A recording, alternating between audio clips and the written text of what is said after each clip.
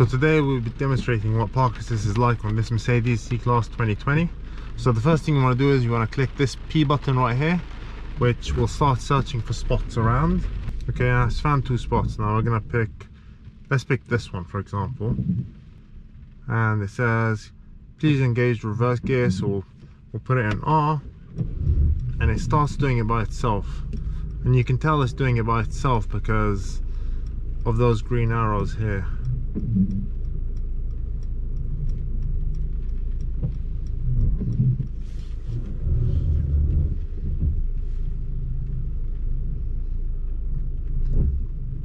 Now this uses front cameras, rear cameras and side cameras in order to fit the car perfectly.